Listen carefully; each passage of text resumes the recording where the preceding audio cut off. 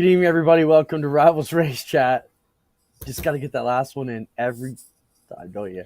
No, Adam I thought I was Clinton done. here. See, it's a crushed bottle now, but there's no labels on it. Go So ahead, good. uncrush it, get it out of your system so we can continue. I don't know if I can at this point. There. As Thanks, the buddy. countdown's going, Spencer and I are gritting our teeth like, I hope he's not going to mess with that bottle. No, The and first I year knew before it. it goes with a crack.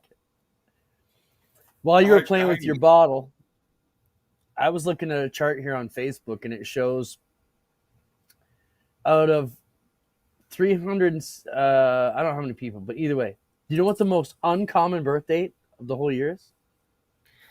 September don't know. 17th. Really? So is anybody here born on September 17th? If you are mega rare, according to the study. So people don't get funky just before Christmas. Yeah, I don't know. Maybe that's what it is. You're too stressed out a couple weeks leading into the month of December. I don't know, but anyways, we're going to invite. Everyone's afraid Santa's watching. They're going to have Dale Shaw join us tonight to talk about APC and all things Ontario Payment Racing. Max Stambaugh is an American racer who will be invading weekend on Friday with the Great Lakes Super Sprints as the 360 Tours get together to headline the show there Friday night. Max is a three-time Great Lakes Super Sprint champion out of Michigan, Ohio, and Indiana area. So we'll talk to him. We got some arguments. Adam and I already fought once today. Spencer, you didn't even know this, but I told Adam to shove it. I didn't want to talk to him anymore. I had better things to do than fight with him. And we're probably going to have that fight here on the air because I put it on the rundown, and I'm just going to have to take it on the chin. Well, let's be real. You didn't say any of those things, but I knew you were pissed. I think you did say you're in a bad mood. I'm in a bad mood now. But you didn't. I'm getting out of here. We'll talk later. Right. But so you didn't have to say those things, but I knew you meant them. But don't come on the show like, oh, I said this and that. No, you didn't. You just alluded that you're ugly and we'll settle this later. Fair enough, Mr. And here's the challenge. I'll tell you, because Clint and I, for almost 30 years now, closer to 30 than 25, isn't it? Doesn't matter. Absolutely. It's a long time. We watch races and we pick up different things that happen and we point them out. And usually when you pick something out and you point them out, it's not necessarily complimentary. But now that Clint runs a racetrack, we can't pick out the same things. He can't pick out the same things that we always have. But I still can. And I'm good with I'm okay. I'm even okay being wrong. I don't need everyone to agree with me. I don't even care if sometimes I'm on the wrong side of an argument. But disagreeing is healthy. That's how we've gotten to where we are. But lately, when those disagreements happen about the track that you happen to general manage, it gets personal. And we can't talk about some other tracks because people get butt hurt. Like we can bitch on the side. Oh my God, did you see what's going on here? Like, yeah, that's ridiculous. Shame we can't say anything because they'll be ugly with us. I live in the glass house. If I'm going to throw rocks, I got to let you throw rocks back at our panes of glass too. So we're going to take it on the chin tonight, or maybe not. Called You Make the Call. So we're going to get some viewer input. Let's jump into Dale Shaw because we don't want to waste our racers' time. As we know, they're already dedicating much of it to the program.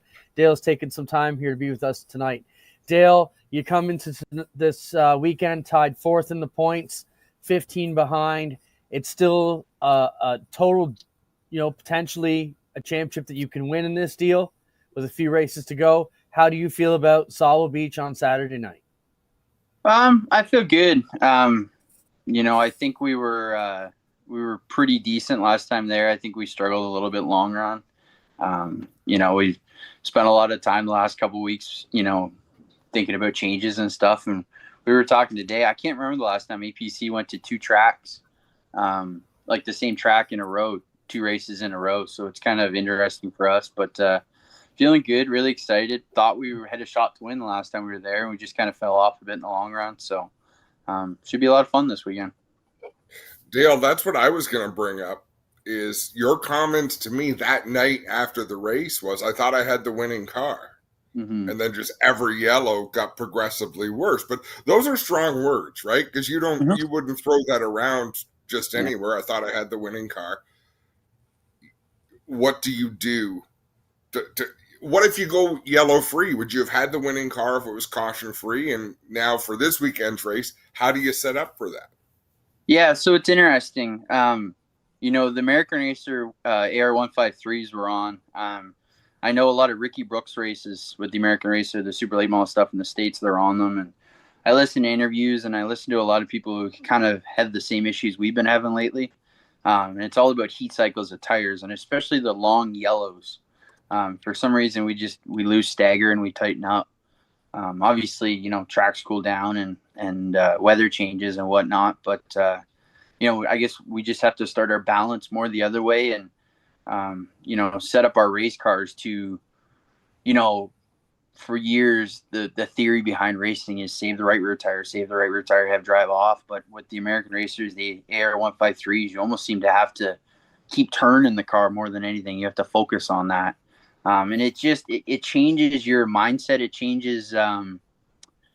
changes your goals when you're trying to decide what you're going to run. And, you just kind of got to think outside the box a little bit, I guess. And, the flat, tight racetracks, your Flambros and your Salvos, you just kind of have to attack them a bit differently. And, I'm excited. I feel like we've made good decisions. Actually, I just finished scaling another car here tonight. So it's going to be a busy weekend this weekend. Let's talk about running the outside there. A place like Flamborough, you don't want to be stuck on the outside. Before we went there last time, Josh Dottie told us he'll absolutely choose the outside when the choose come. We've seen you run well on the outside. How is that second groove at Sauble?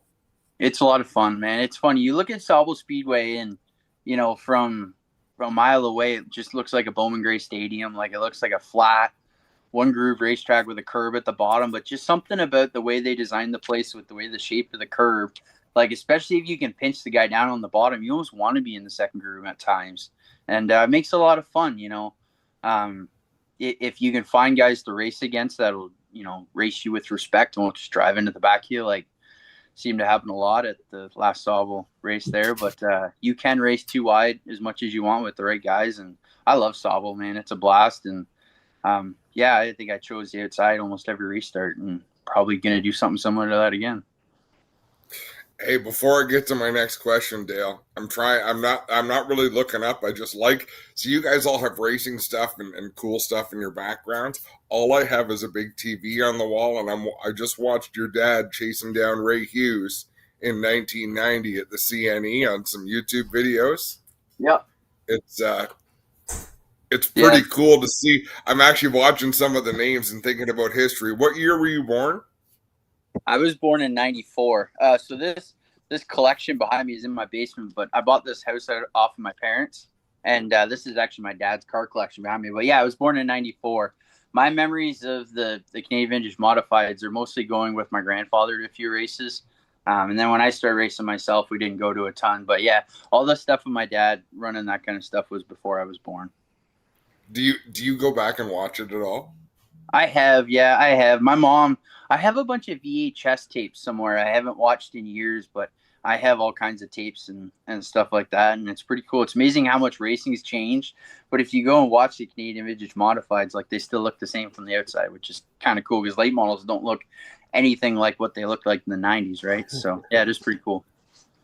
No, that's a good point. Good point. And I had no point in saying that. I just thought it was cool that I was watching your dad and your grandpa racing at the CNE.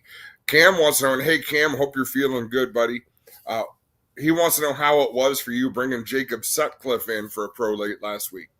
Yeah, it was fun. They're kind of trying to decide what their next step's going to be. Sunset needs race cars, so we'd figure we'd, do a deal, get his feet wet, get his eyes opened. And, it's funny. I think a lot of people look at late model racing and the guys I race against make it look really easy. Like you watch Kyle Steckley go around a racetrack and he looks like Dale Earnhardt out there and smooth as glass, right? So, but it was good. I like to watch these guys, open their eyes up to what the next steps can be. Whether they want to move up to late models or want to do something else. So we had a lot of fun. The Sutcliffes are amazing. We hang out all the time. We golfed last year at Velocity, and they're just a great group, great bunch. And it good day for us, and he learned a lot, and I had a really good day. So yeah, it was fun. Dale, you're a guy who had a lot of success at Sunset before you get back to the APC. What are your thoughts on the announcement that the Tosh is retiring? Are you hearing any rumblings or anything that you may want to share? No, I was listening. I think that was last week when Lane was on, and we're all in the dark. Like, everything they're telling us at the speedways, just enjoy the last couple of races. I think we're second in points there now, maybe a point behind House. So we've had a lot of fun there this year. But yeah, I'm just praying the place is still open next year. And the only thing, this is going to sound kind of weird, but like for the last couple of years, like Sunset's been our bread and butter. And like when we go to Sunset, we expect to win. We expect to run top 3.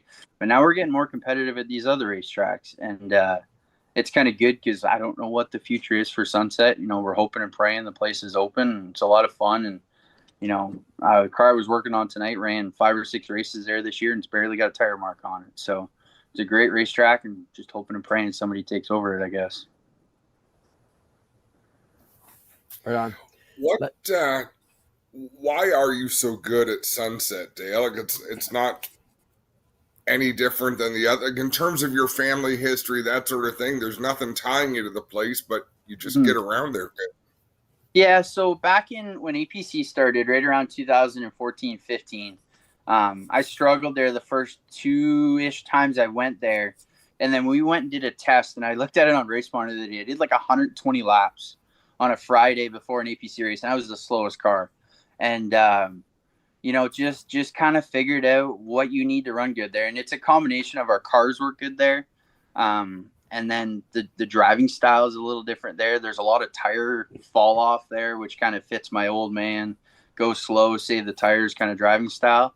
And it's just a combination that works really good for us. But, the province is kind of caught up to us, with the stuff we had figured out there. And I feel like we're catching up everywhere else. And it's kind of made this year kind of fun because I feel like we've had, a top 3 car pretty much everywhere other than Flamborough, where we were a top 5 car. So, but yeah, I don't know. Just Sunset's always felt like home to me, and it just fits my driving style, I guess. Dale, in the past couple of years as we're covering this series, we see you be from like a car owner to a crew chief, multi-car crew chief. Now, how has driving these cars weekly, would you say that's helped your program overall or hurt your program overall? Oh, it's helped a ton. We were just talking tonight about the setup stuff we're going to Stambaugh with. We've really, we've kind of done a 180 with our cars in terms of setup and how we set them up and how we look at loads and geometry and whatnot. And I've really enjoyed it. Like, for example, we went with a new way of thinking at Sunset this year, and we struggled probably until the last 2 times we've raced there. And then we showed up last Saturday night, got the pole by almost 2 tenths, and went and won the race by quite a bit. And it's just from that repetition of racing a lot. And then, but I thoroughly enjoyed this year. I didn't expect to do as much racing as I've done, but it's been a lot of fun. And I feel like our cars they're so close at so many of these racetracks, like Stambaugh and Peterborough, we run second. Delaware, we were third before my car quit. So I feel like it's helped us a ton. And I know my guys that got driving for me appreciate it too, because they've been telling me their cars are better too. So it's been an awesome year so far, and I've had so much fun. Dale, why do tempers run so short at Stambaugh? People like if something happens at Delaware, quite often people let it go. But at Stambaugh, it seems like half the time, if something happens, someone is going to seek retribution immediately. We saw it like 3 or 4 times last trip. Yeah, so Stambaugh will be the slowest racetrack in terms of like just raw speed. Anytime you're going slower, it's a lot easier to hit people on purpose, I guess is my light way to put it.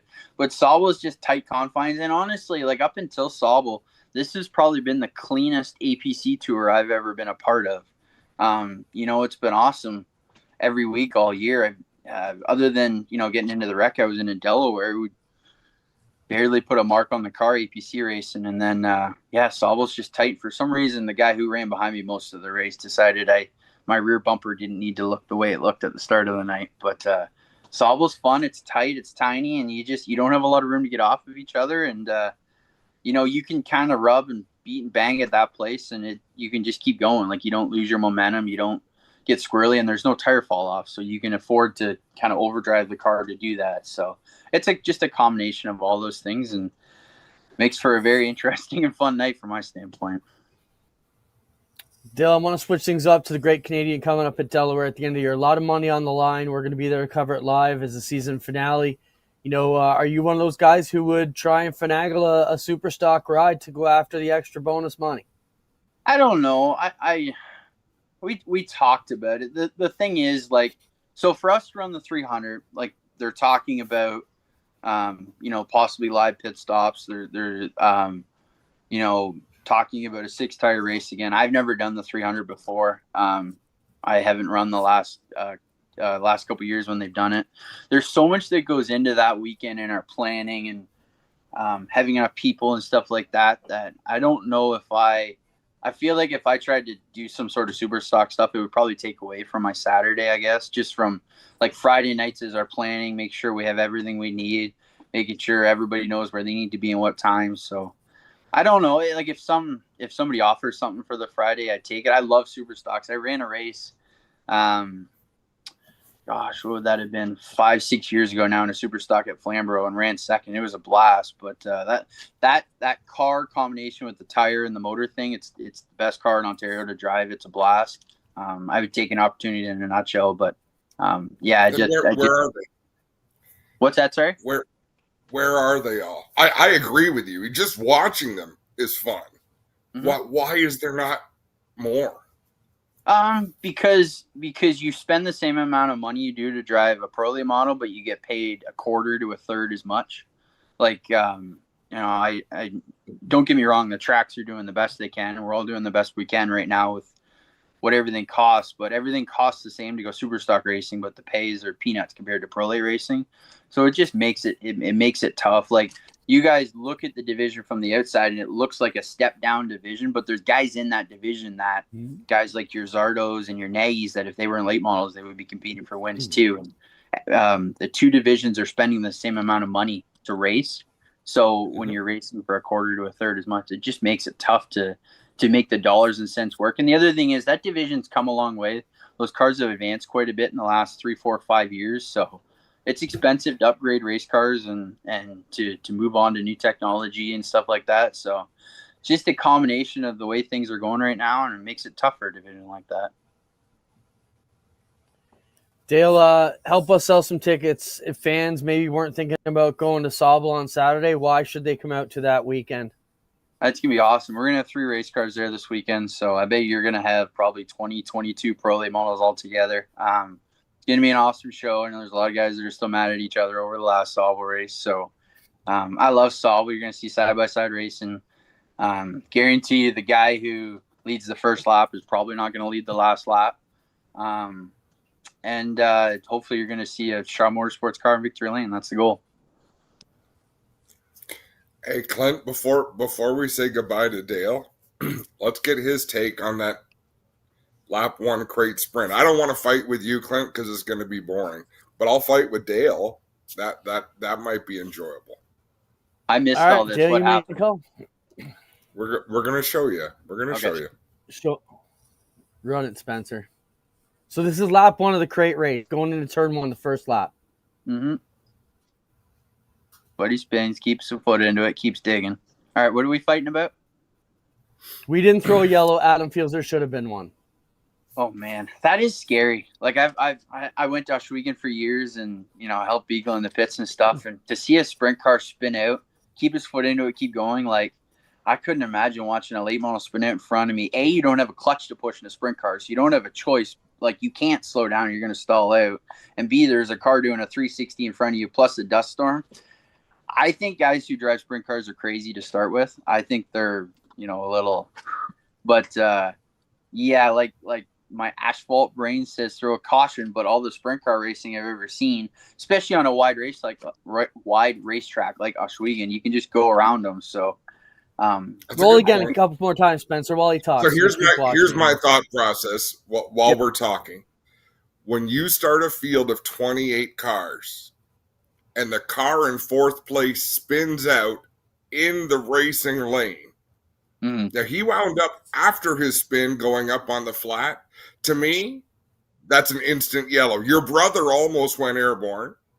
A couple other cars behind them avoided it, and that was good. My concern is racers are racers.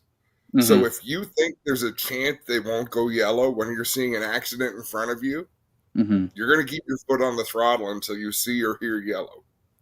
Yeah, and you have to.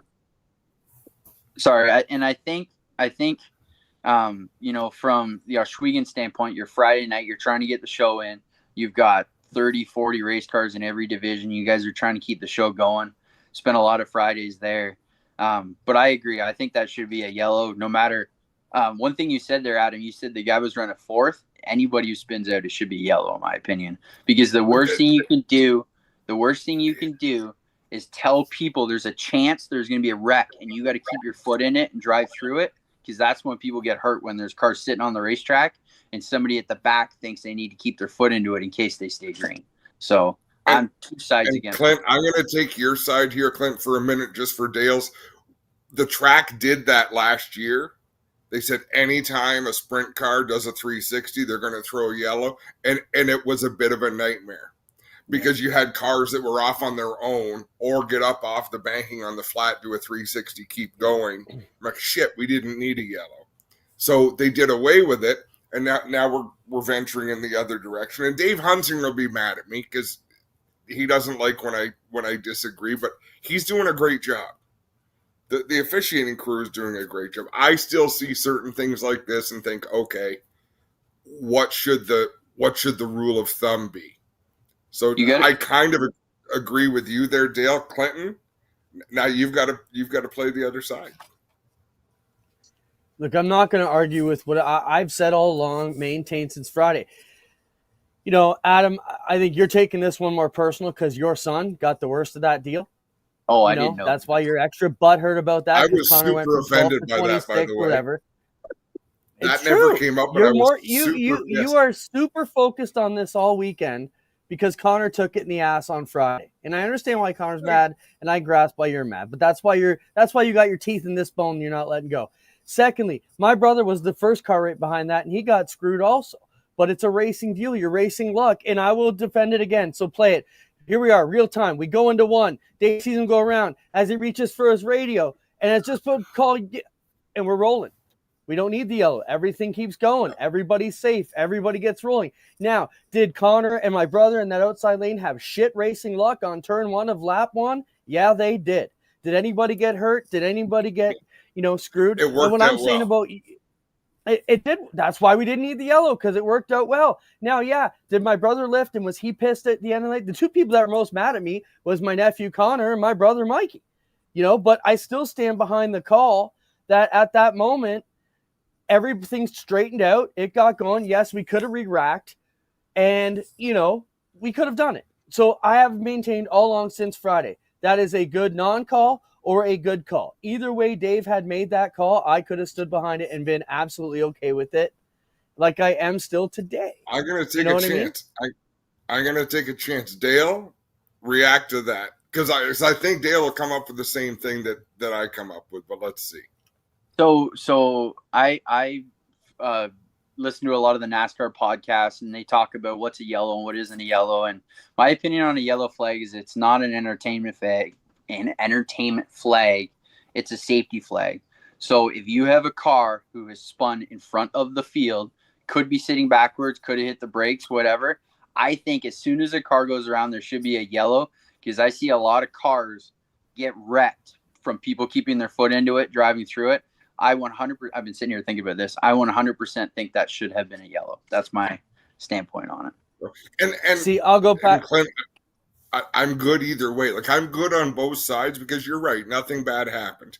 I'm still pissed off that you think that I make this a thing because Connor was involved. Not really. I did notice it more, but I'd be pretty adamant. If you take a fourth place car, any top 10 car that spins out in lap one, turn one, I would lobby for a yellow for that, no matter what, just to keep drivers from thinking it's okay to charge through. In this case, nothing happened. There's no villain in this story.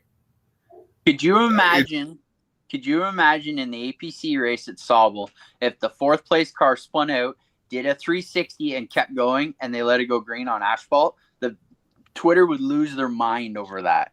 But it's funny because like in dirt sprint car racing, it's okay to do that. Like you just keep going. Like, nobody got hurt. It's all good. Keep racing. And to Dale Millard, go ahead, Adam. Dale makes a good point. By the time they threw the yellow, the field would have already been past that car. You're right. But there were 24 cars behind Blaine Barrow that should have all been thinking about lifting, not thinking about what you guys maybe are missing. You were armchair quarterback this on Monday. You're acting like they had 10 fucking minutes to make a decision. They had a split second, and it was a split second, and by the time we realized everybody was back in line. I can't wait to see what Max Stambaugh. He's waiting online. I hope you're going to watch this, Max, because he's a sprint car guy, 3-time champion. I'm excited to see what he says. Dale, unfortunately, we got to continue this argument without you because he's on the line. We appreciate your time. We're going to look forward to seeing you live on Racing America. Thanks, Dale. Saturday. Your opinion is always warranted. Stick around and watch this battle. And Dale, I would have appreciated, even if you weren't on my side of that debate. That's the fun thing for me in debates. Don't need to agree because I respect where you're coming from. I don't know what Max's standpoint is going to be, but I respect where he's coming from. Clint, he can go screw his hat. But otherwise, I think everyone brings up great points.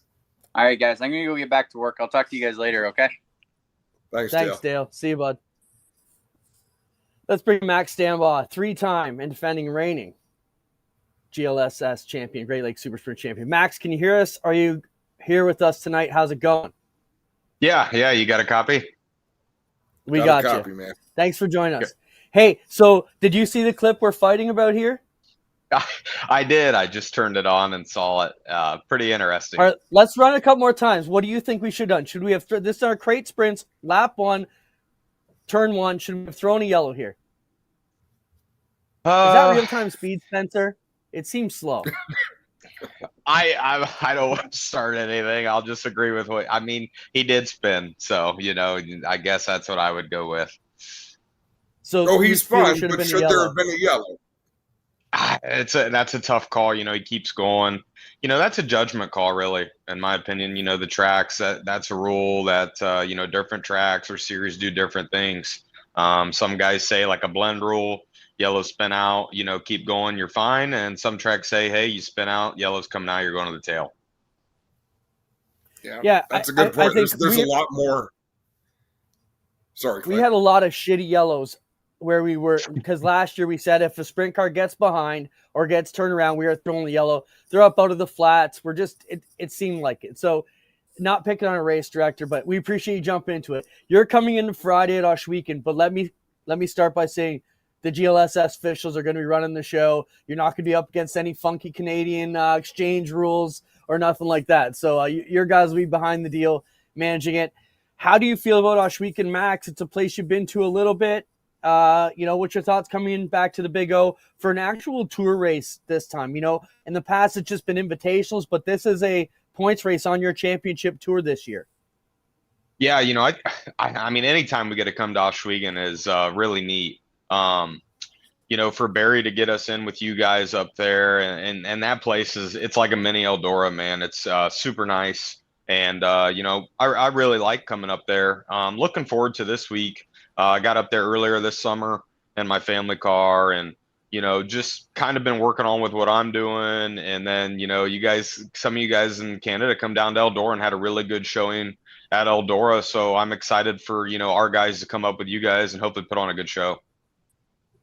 Max, you were sneaky fast last time you were at Oshweekend. If you had a decent starting spot, and maybe a yellow flag at some point later in that race, I mean, you were really moving. What did you find last time you were here?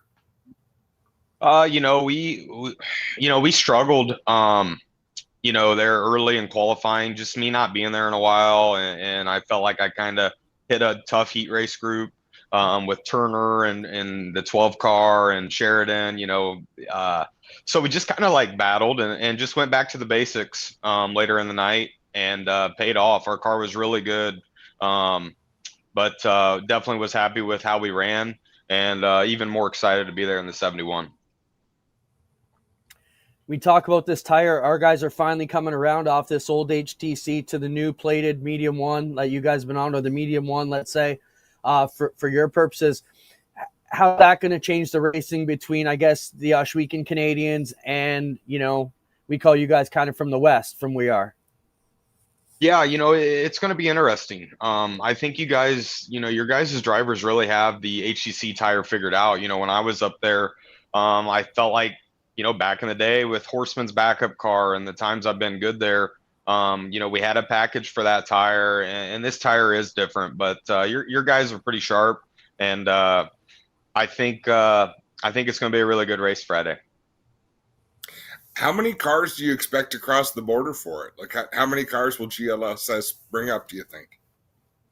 I would say 8 to 10, realistically. There's always it's getting to the end of the year. Some people are winding down a little bit.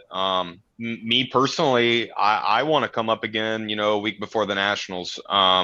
We're gearing up to come back to the Nationals. We really dropped the anchor last year after making the dash and actually broke a shock in that A main, but we want to come back to the Nationals this year, so you're going to see me up there a couple more times. I know Jared's talked about it, Dustin Daggett, Phil Gressman. Them are some of the guys that I know for sure going, and I would say you'll be between 8 and 10. What do you know about Buxton for Saturday night? Yeah, been to Buxton once, and from what I read, they're doing a really good job upgrading that racetrack.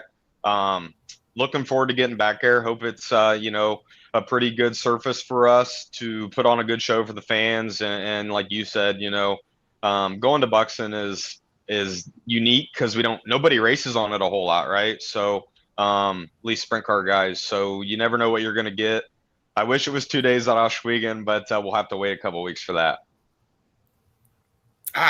You might like Buxton. I'll tell you one thing you're going to like about Buxton is on the pace lap, Max, have a look at the grandstands. Like, there's people hanging off the stands are so damn full. It's that part about what they're doing down there. Clint, would you agree? It's they got a pretty good vibe on a Saturday night. Yeah, it's definitely the show in town over there. Max, getting back to how everything goes, maybe let our fans. How are the tracks between like maybe Oswegan that and the tracks you guys are racing on weekly? What are some of the biggest differences? Are we looking at size, surface? Are they similar? Yeah, they're pretty similar. Your guys' track surface is really nice. I like when it gets slick and smooth. There's a top line, bottom line. Sometimes over here in the States we have tracks that get rough or they don't take care of it enough. Blah blah blah. The rough thing's been going on a lot this year around here. But coming to Canada, I treat it as like a 996 or an Eldora, where it's you run the top, you got your momentum line, you pin the bottom, you tighten the car up. I'm still trying to figure out what Westbrook's got going on up there, but he seems like he's in a different zip code all the time. But definitely really like coming. Awesome, man. Max, that's all I've got for you. I just want to thank you for coming up. It just makes it cool when we get some international flavor at the track with our locals. I appreciate you making the haul when you do. Yeah, I'm excited, and you guys do a really good job announcing. The best part about this is all your guys' stuff is live on YouTube, so my mom and dad can watch at home. And the production you guys put together is pretty badass. We appreciate it. Thanks, Max. Get them all tuning in for us on Friday. We're gonna have a great show. Have a good one, guys. Thanks, Max. That's Max Stambaugh, the three-time champion for the Great Lakes Super Sprints, coming in Friday at Oswegan to headline the show. And a good dude. Let's address Paul Smith's comment right away. Why is no one discussing how a new promoter at Sunset could be a good thing?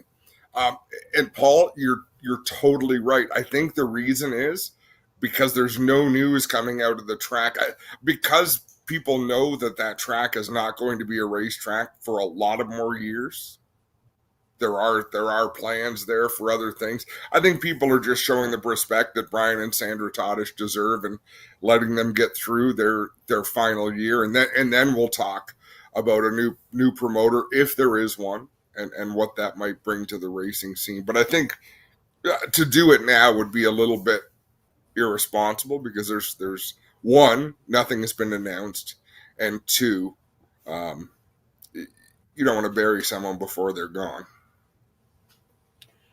Let's talk about we still have a lot of stuff to get through. Want to send a shout to Ricky and Robbie who helped me get through the bikes on Saturday. We had a good day, boys, hanging out. Let's jump into a couple things here, Adam. We're gonna talk about Action Sprint Tour potential return, and then you and I just have a bunch of general other racing stuff. But before we get to the 2026 potential return to Action Sprint Tour, let's talk about what are race tracks doing for their teams. You know, we talk about car counts are low, stuff like that, and it got me thinking last week. This is leftover from last week.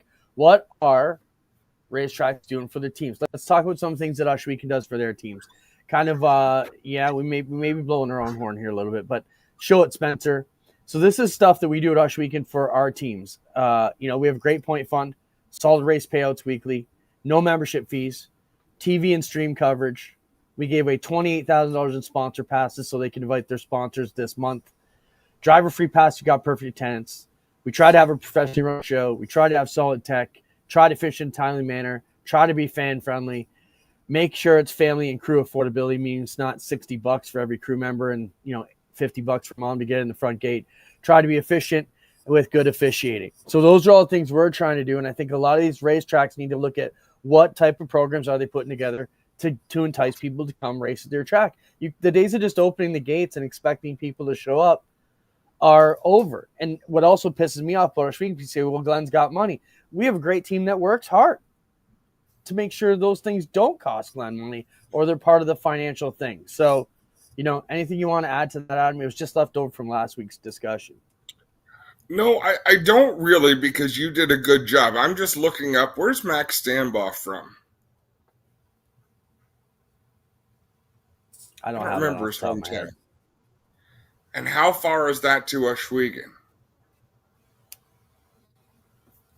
So how far is it from the border to Oshweekend? Is it 200 kilometers from Windsor to Oshweekend? Here, is there a point to the story? Let's get to the point. It's a long ways. Yeah, people have been complaining about the payouts at Oshweekend, and yet you Alita, have that Ohio. on the list as what's good about Oshweekend. And I think people need to take into consideration what they're getting for their money, and how Max Stambaugh suggested, hey, it's like a little Eldora. It's a great facility to come to. And they're traveling hundreds of kilometers for that monstrous GLSS payout, which might be 150 more to start than on a regular Friday night. And you don't have to travel hundreds of kilometers to get there if you're a local team. I just worry that some of the people out here complaining about payouts, and it's not crazy vocal, but it resonates, and it's like a snowball. It gets bigger and bigger. Are also some of the people with the best sponsorship packages, with a team full of marketing support that you wouldn't have if not for some of the luxuries you have at Oshweekend. You would have some, because the people that are good at going out and getting help are good at going out and getting help. But a lot of the things that the track does for you, other tracks don't do for you.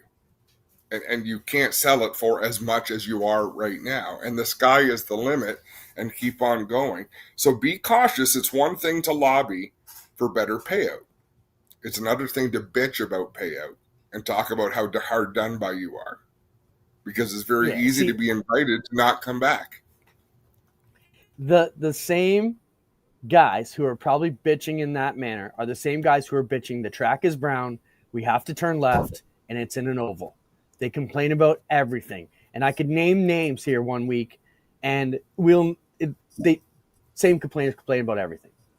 I actually had I against my better judgment today, Adam, I told a racer to sell his car and go do something else, because you are never freaking happy. You're a miserable prick, and just go do something else with your time, because racing makes you miserable. And I hate to say that, because that's a nasty thing for a promoter to do, man. But I just kind of enough of this guy's bullshit. But the guy's never going to be happy. And, anyways. I should read you the message. That's a thing for next week because I got to figure out how to filter that out. But it basically saying that the street stocks are dying because Dave Bailey and Beagle are ruining it because they win every week. And that's why business is down and street stocks aren't coming back. Because Bailey's not that good. He just has a cheater car and we let him win every week. And I said, put him in the shittiest metric you've got. He's going to wipe your ass every Friday, buddy. Sorry. So when you caught me at 3 o'clock, I'd already put up with 2 hours of that garbage today. So I would be 100% with you because Dave Bailey is familiar with the tech person at Ohsweken. It's bullshit. Guess what? He's not familiar with the tech person at Merrittville, Humberstone, Buxton, Brighton, any of the other tracks that he's gone and won at. There are places that would love to string him up. Ohsweken would love to string him up. You'd like nothing more than to find a driver who wins a lot and find something wrong with their car so you can make a big example and reel them in. People think tracks are in cahoots with drivers. No, it's the opposite. We're friendly with drivers. We want to catch them doing bad things. I'm dying to catch them.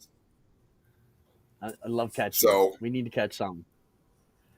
Anyways, look at the source. The source wasn't all that sharp, so I wasn't really worried about where it was coming from. But it's common, and those are things that come up. Listen, the free pit passes to everybody with perfect attendance, that's something that John Caselli has even started doing. So there are things that are being done that branch out, and more people get to benefit, more people, because I don't care if it's Flamborough or if it's Ohsweken or if it's Sunset.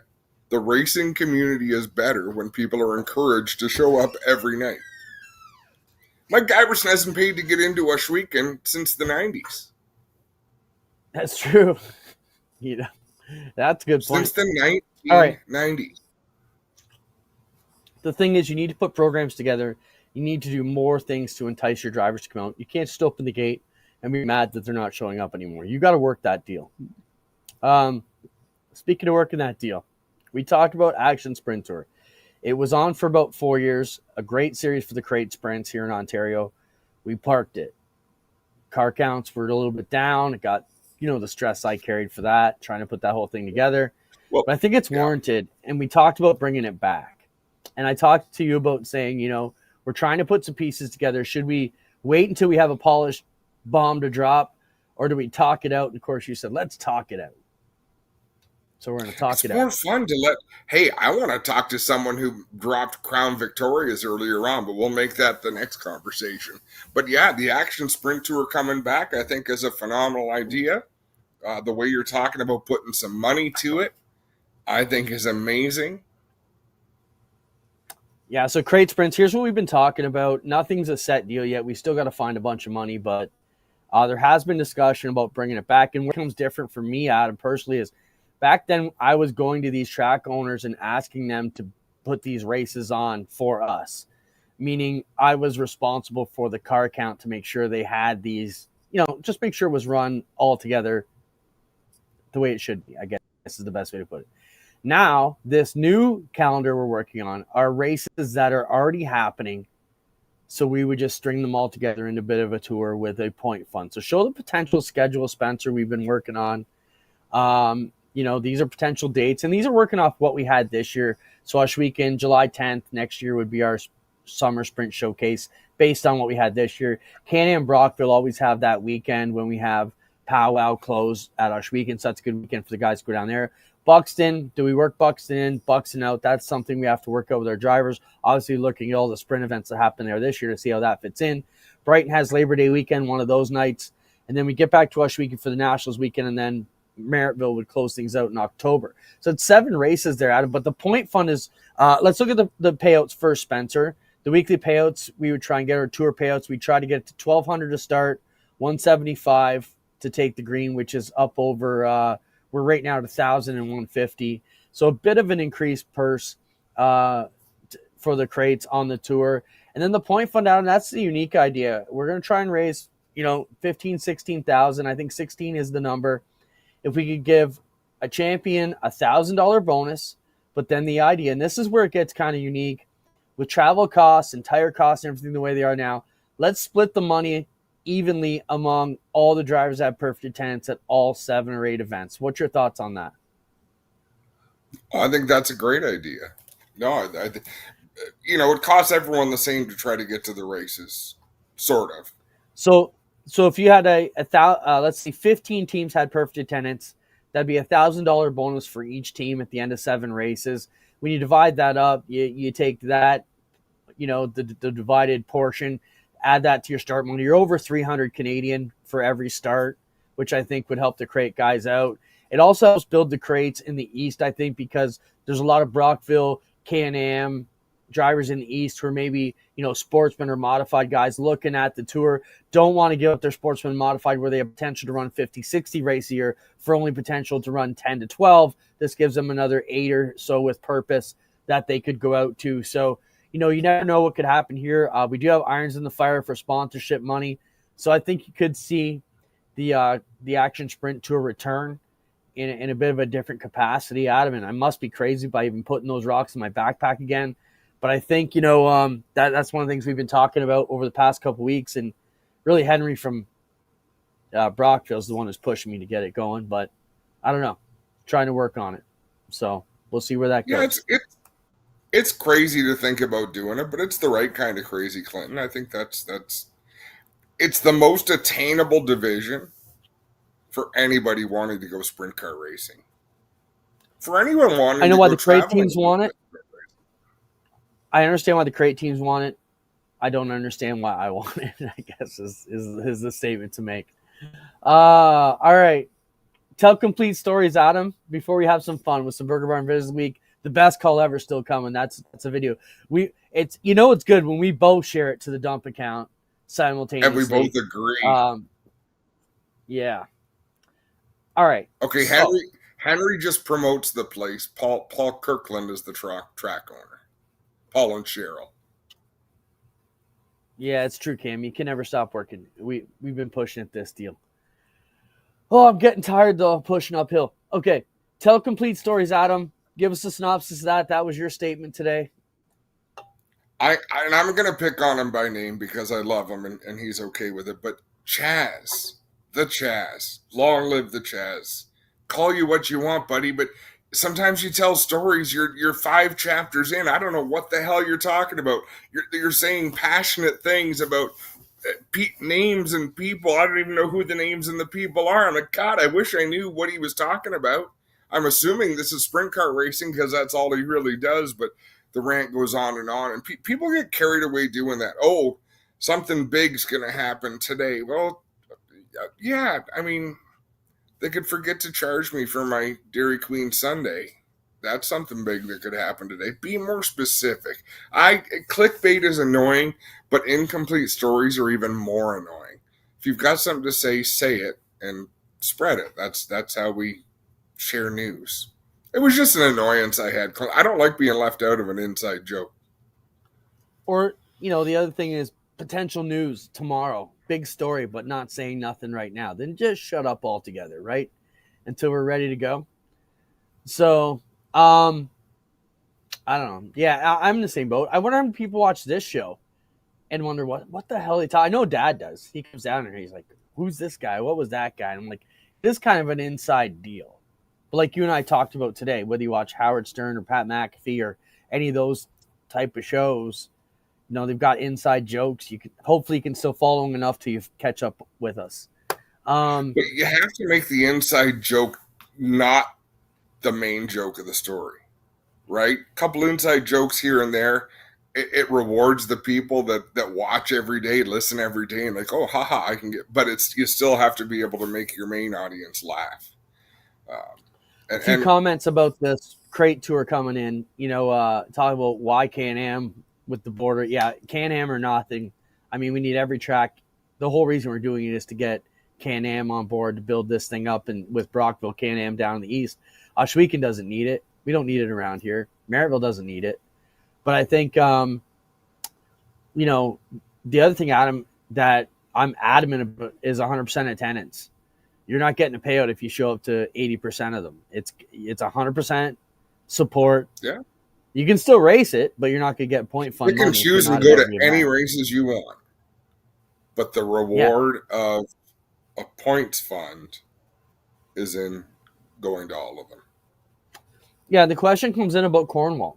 Well, Cornwall was the one that we had the drama at. Cornwall doesn't race it weekly. It's got no weekly support. You need 100% tour. That's when Adam and I were out in Edmonton.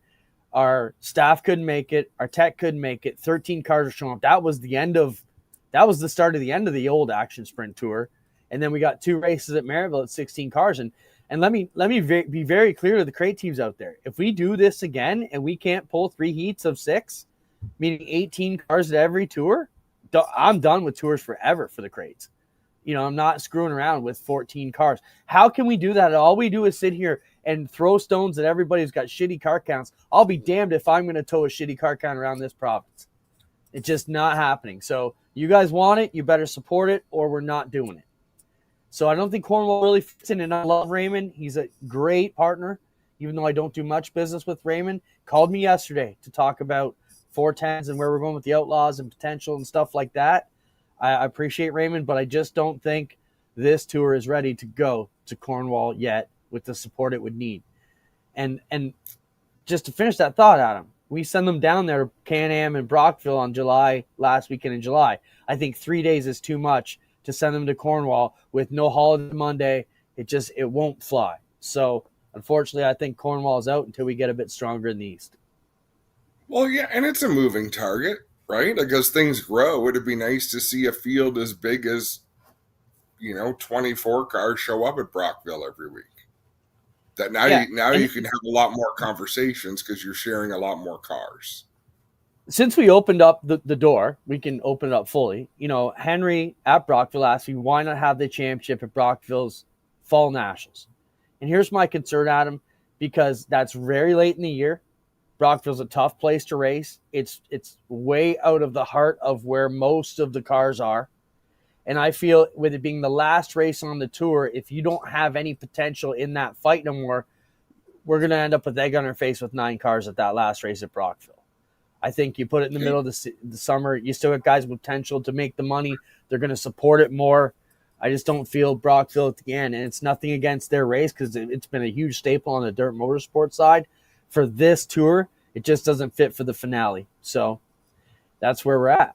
We'll keep you posted next week. Our sales guys out there, we have pitched this to multinational brands. We are already in our pitches for next year, and Action Sprinter was included on it 2 weeks ago. So I can tell you that it's been on the desk for a while. We figured we'd talk about today because a lot of chatter in the last 24 hours about bringing it back.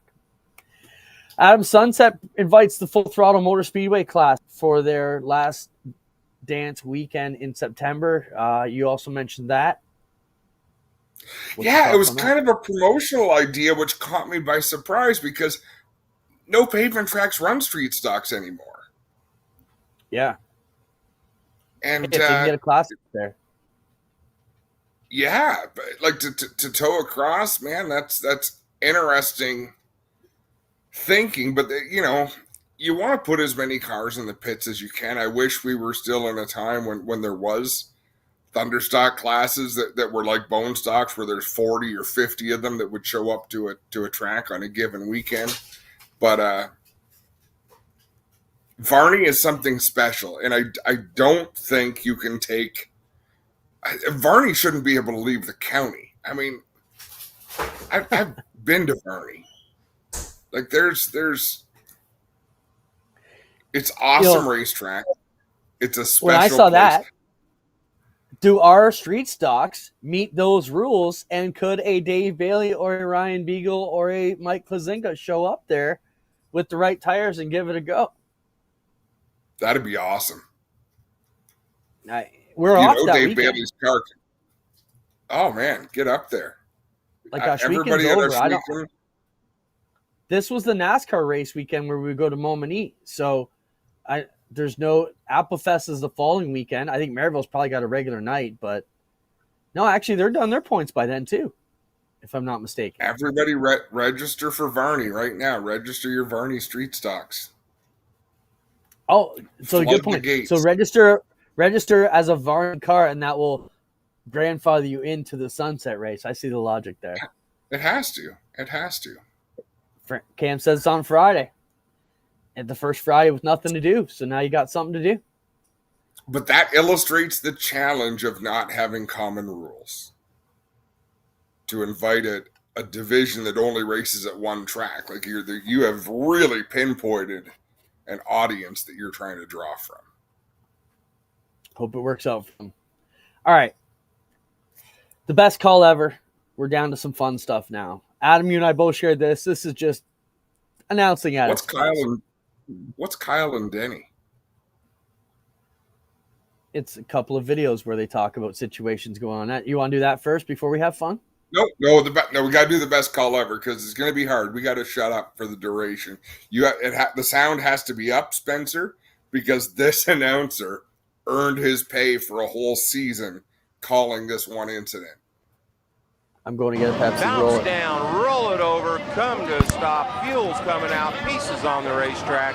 Here comes the safety crew up. They're waving, they're tap dancing. Cameron comes flying out. He's mad. There goes a neck collar. Get away from me. He's peeling the gloves off. He's looking for a race car. There goes the gloves. He's reaching for the helmet. He don't see who he's looking for. There's the helmets off. He's past the fire truck. Where's he at?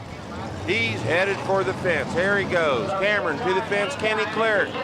He stops. He hops. He clears the fence. The girls are scared from him. There he goes. Woo! Cameron. There he is. He's still on the run. He's going to speak to somebody. He's going past the beer tent. He don't have time for a beer. He's on the trot. He goes behind the Terre Haute Action Track tower. Where's he at? Here he comes through the gate. He comes around. Weed picks him up. Weed starts to run with him, but he knows Cameron's upset. So Weed drops off. Cameron turns to the left. Here comes another fence. There goes the helmet. Robbie Rice on the run. Cameron over the fence. Cameron looking for that black number 5. Robbie Rice holding them sunglasses. Here comes the mechanic. What you got to say? Huh? There's a left. There's a right. There's a push. There's a shove. And they're wrestling. And it's a big time. Bill Marvel gets in and breaks up. Here comes Robbie Rice. Cool it down, boys. This ain't going to get you nowhere but on real TV. Gary? So that was voiced over from what the regular announcers in the venue were calling, but that's exactly how that should have been called. Clint, you're muted. Sorry, I got my Pepsi. I thought that just ruined it for me. I thought it was live that whole time. I did too, and then I realized that you can hear the track PA telling a different story, and but still, that's epic. If it can be seen, if the paying spectators can see something happening, the announcers should be able to call it, and in that case, should call it. All right, Kyle and Denny have some thoughts on the current situation. Roll one of them, Spencer, and then we'll give our thoughts. What if Shane Van Gisbergen wins 15 or 20 races in his career, and they're all road courses? What are we going to say then? You know, how are you going to look at that then? So I think there's so many variables to this story. Like Brad just said, let's pump the brakes on the greatness and all this stuff and see how this plays out. I'm interested in how this plays out in the long run this year. And we talked about this on the show before, but he's hitting all the marks to maybe make a play in the. So this just, I'm shocked by the amount of oval track purists that are butthurt by Van Gisbergen and the level of dominance. Like everybody's just trying to discount what he's doing here, saying maybe he shouldn't be part of the playoffs. Maybe this doesn't work now because this outside guy came in and is kicking your ass. You made that component part of the game. It'd be like a basketball player who never misses a free throw and you're butthurt because he's kicking your ass every time he gets a free throw. Well, it's part of the game. When we go to road courses, he can do it. You guys can't. What's your thoughts on that? Well, and now all of a sudden people are saying, oh, we've got to fix the playoffs. They're not right. The championship format's all wrong. Well, no, it's not. It's been the same for however long. It's who can find a way to win one race in a season and then do really good at Phoenix. That brings us to the next video because Denny Hamlin is now bitching that Daytona can put a potential winner in who would never have a shot all year long, and now they're in the playoffs. Well, to me, it's like I've often said, when we get to the end of the year, people think outsiders shouldn't come and race at your track on a championship night. Well, they can come in June and wreck Beagle's season in June. Why can't they come the last night to do it? All nights are equal. So what's the big deal if Cody Ware wins the final race and gets in the thing? If he could have won it back in Daytona, who cares if he wins it in the final shot? Roll it, Spencer. Fan base is over it. They understand it a little bit better. Nothing against Cody Ware, but he has no top fives. I don't know if he has any top tens this year. But Cody Ware could eliminate Alex Bowman or Tyler Reddick from the playoffs by winning Daytona. So everything that Tyler Reddick and Alex Bowman did for the first 25 races can be eliminated by what happens on a green-white checkered on the 26th race by someone in the mid-30s in points. Like, could you? It could happen in the first race of the year. And it's exactly what NASCAR wanted, right? Stop rewarding consistency, make wins more important. And they did make wins more important. And as time goes on, they're finding the little loopholes. Road courses is one of the loopholes. But I say hats off, Trackhouse Racing. You hired someone who will get you into the playoffs. And not only did he get you into the playoffs, but he kept other people who are good at road courses out of the playoffs because he won them all. That's a good way to put it. Just don't hate the player, hate the game sort of thing. Well, now people are realizing, I don't know if I like the game.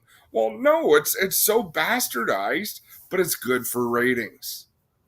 I will tell Danny, the NASCAR fan base would be more excited if Cody Ware gets in and keeps your driver, Reddick, out of the race, out of the playoffs, than if Reddick just squeezes in on the last race on points. So, better watch what you wish for there. Well, it's been a long show. Burger Barn is open Thursday through Sunday in the heart of Ushweekend on 4th Line. Petro Plus Travel Stop is also the best spot to get gas around there when you're getting fueled up. Check them out week to week. Here's our Burger Barn videos of the week. I don't know what we got. Don't know how many there are, but let's have some fun.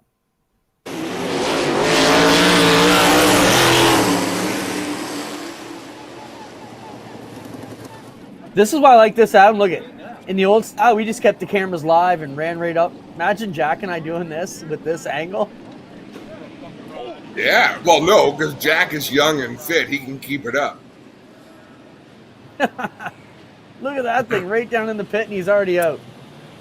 Just throw the wheel, bro. That's the only thing you're missing.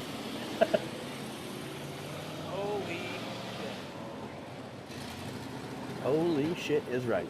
Almost down into the culvert. You gotta be kidding. Yeah, can you imagine that thing got wedged in the pipe? All right, what else we got, Spencer? Greg Stevens in the nastiest crash I've ever seen. He broke some arms, hurt himself, but he's okay, and he'll recover fully. As nasty as it looks. Broke Yes, some the answer's arms. on the...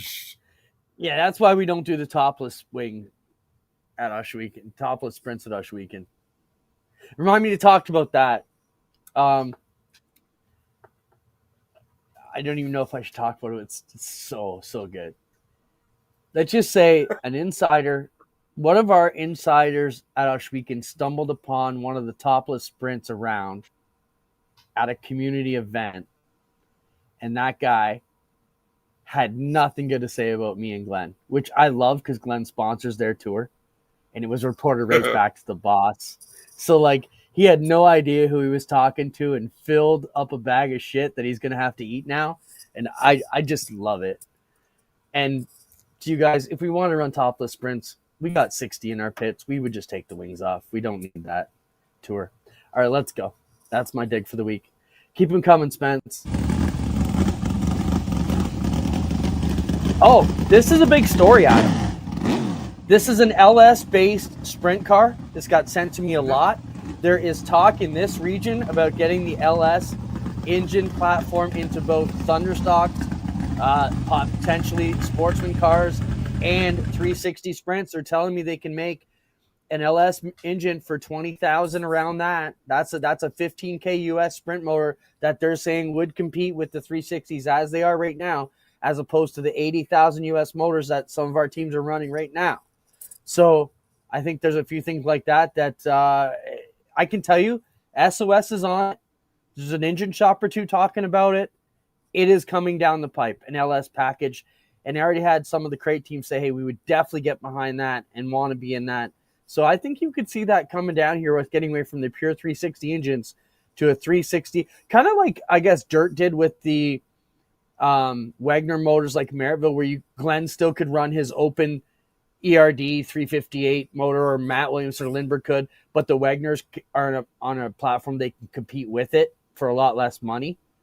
So the guys that still want to tour to Eldora and Knoxville and run with the GLSS could still potentially be in that. But the lower dollar teams, or the more budget conscious teams, I should say, that only want to stick around home or the SOS, could get into this package for 20,000 ish, as opposed to putting out the big money. So it's stuff we're talking about. It is in discussions, and it is coming down the pipe eventually.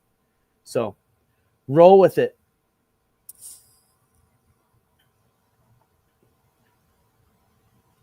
Adam, you sent this in. Where was this? Do you know? I don't know where it was, but I will tell you this, folks. Look at the ambulance. Look at the fire equipment. When you show up at a racetrack, before you go onto the track, if you've never been there before, have a look around. What are the officials wearing? What kind of equipment do they have? Is their idea of safety pushing the car to a spot where there's nothing else that'll burn?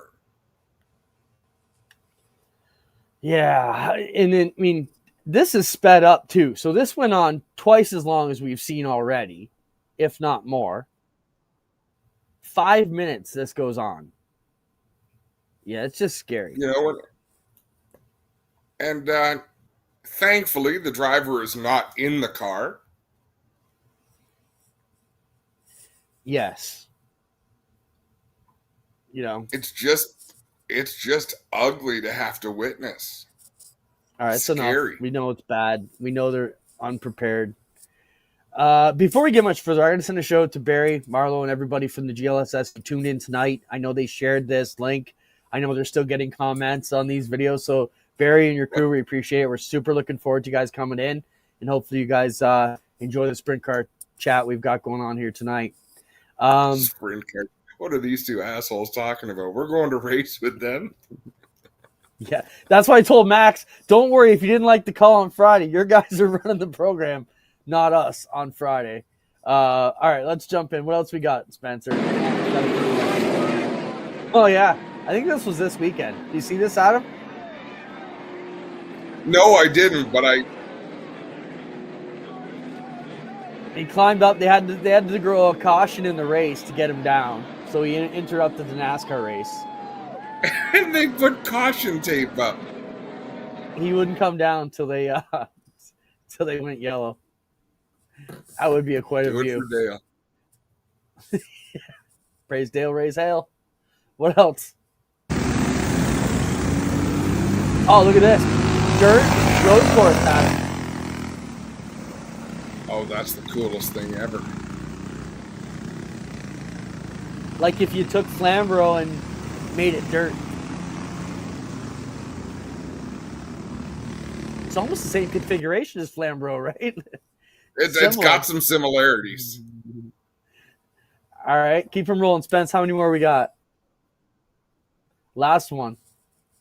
Chris, this is Steve's baby. He has been a big part of this thing, and he'll join you down there. He'll show you the ropes for this, like he just showed me the ropes for 100 laps. What I was saying a minute ago, Brunson, I didn't. Okay, so that's a tire that got off a car. And it's like, well, if we're not taking the trophy home, nobody's taking the trophy home. The tire rolls right through and crushed like a 4-foot trophy. Oh, that's $400 down the drain right there. That one hurts. That just happened. Well, Another that was hour a fun flew show. by. After this afternoon, I'm not going to lie, I thought, oh, man, this is going to suck tonight. Clint needs to take his menopause medicine because he's really upset. You just piss me off sometimes. You know, I know. in this job, you just I wake up every day with a smile and think, I'm not going to let them get to me today. Some nights it's 11 o'clock by they get to me. Some nights it's 11 a.m. by the time they get to me. I should be a breath of freaking fresh air because I am consistent, Clint. Of all the things that go up and down in your life, I am steady. Just like I said, I don't need to agree with everything, but I have to be vocal about things. That's sort of what I do. It's like I've said for 30 years. Why, out of all the people in my life, why do you have to be the problem today? That's what I want to know, Adam. Always. Why do you got to be the problem? It's like you love to aggravate me. No, I don't get off on aggravating you. I get off on fighting with you, like debating with you. But I don't want to aggravate you. I just want to debate. I had a good conversation. Brett Stratford and I do not agree on certain things. We had a great conversation about it. I get where he's coming from. I get where I'm coming from. Good. We don't agree. Look at you. We do this just because we do this. We talk racing with our buds. We're just bench racers with our cameras on. So anything you hear us say is the stuff you and I would say in a phone call throughout our days as we're bitching, as we're wrapping up the weekends. It's cool. We can bring everybody's opinions in and get them a part of it as well. So we definitely appreciate that. What's the tally in the debates? That's a good question. You know, Adam's going to think he won, and I'm going to think I won all the time. The funny thing is, I think I've won more debates than you, but you're the boss. So ultimately, you win. You know what I'm saying? Like, I can win whatever conversation I want. It's not going to affect change at Ohsweken Speedway because I'm not the general manager of Ohsweken Speedway. I'm just a mouthpiece. Barry says we're in better humor than when we started. Yeah, I was pissed off at Adam still at 8 o'clock, but by 9:10, I'm all right. Hey, when those mini stocks came across the line together, Da Silva and Cuse, no, I keep calling Cuse, Robeson. I keep getting Sierras mixed up.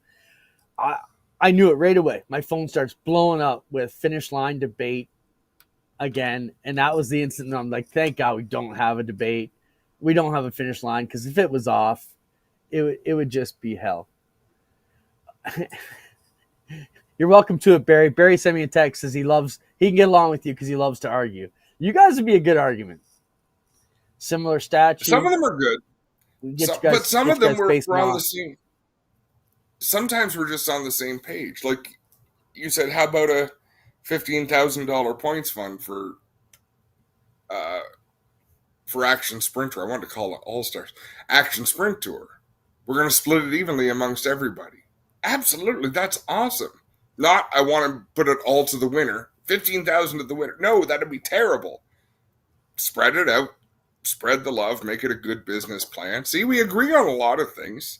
Just the things that we disagree on are more entertaining for people to watch. True. Very true. All right, let's move out. It's 9:15. It's a good hour and 15 minutes. Fran just mentioned Jack. Got to send her to Jack. Got his license today. So everybody stay off the sidewalks. Jack has a car and he's out on the road tonight. So if you're near me, better get inside right now. All right, we're going to get moving on. Don't forget, Friday night, Great Lakes Super Sprints versus Decor Pack Cool Kids 360s on Friday. They're bringing their best against our best. This is going to be a great preview of the Nationals to come in about a month's time. So make sure you're there to check it out. If you can't be with us, make sure you tune on GeForce. Thursday night, the Mac and Jack Show kickoff with only a few weeks left to go karts. They're getting down to it. Make sure you check that out. That'll be 7 o'clock Thursday, 7:30 Friday with the Ohsweken. And then we are going to be on the air, what did we say, Spencer? 6:30 Racing America on Saturday with the APC late models and the Dayco Superstocks up at Sauble Beach. So 3 days of excitement if you're streaming with us week to week.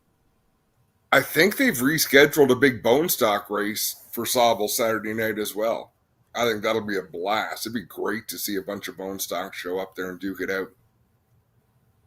Excited to be there. It's our final trip to Sauble Beach. It's always a great trip. They had a fantastic crowd last time. The racing's always good. So if you're in the vicinity, get up and check it out. We'd love to see you there. If not, make sure you tune in on Racing America. We'll be there on Saturday night to bring you all the action live.